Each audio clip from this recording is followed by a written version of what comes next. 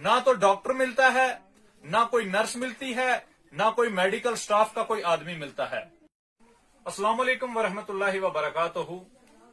दोस्तों, आज मैं पंचायत धर इलाका पीड़ी, परसों रात यहां पर एक 1.5 साल बच्चा जिसका नाम दानिश था, उसकी रात को अचानक इस दुनिया को वो खैर आबाद कह जाता है।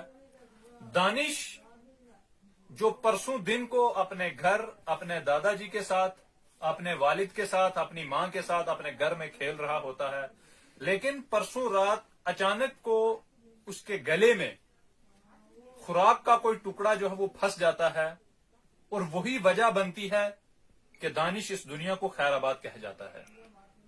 दोस्तों, जब ये वारदात पेश आती है उसी वक्त दानिश का परिवार, दानिश के वालिद साहब, दानिश के दादाजी और जितने भी रिश्तेदार थे वो उसको लेकर पीड़ी यहां पर जो हेल्थ सेंटर है वहां पर जाते हैं।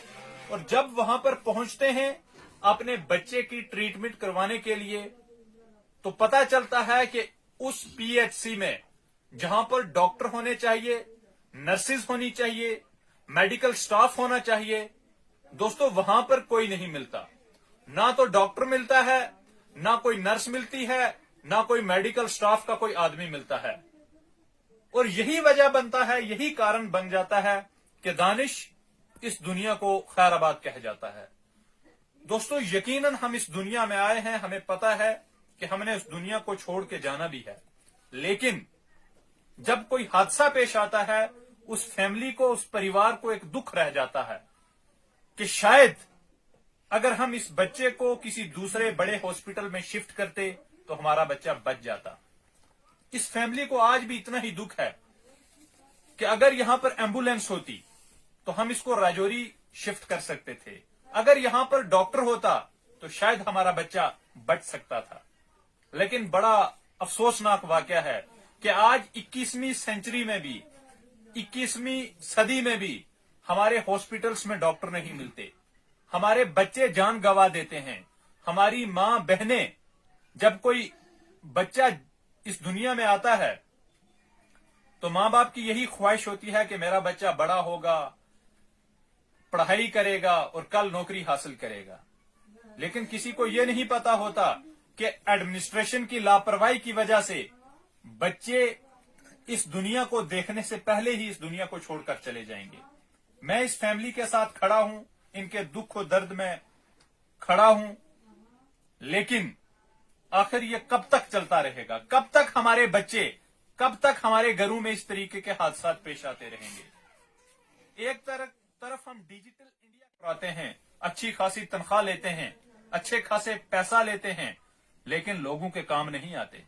मैं डिप्टी कमिश्नर राजौरी से गुजारिश करता हूं कि ये जो इन दूर दराज इलाका में ये जो हॉस्पिटल्स हैं, और इतने भी दूर नहीं हैं, रोड के ऊपर हॉस्पिटल हैं और हमारे डॉक्टर लोग हॉस्पिटल्स में नहीं आते।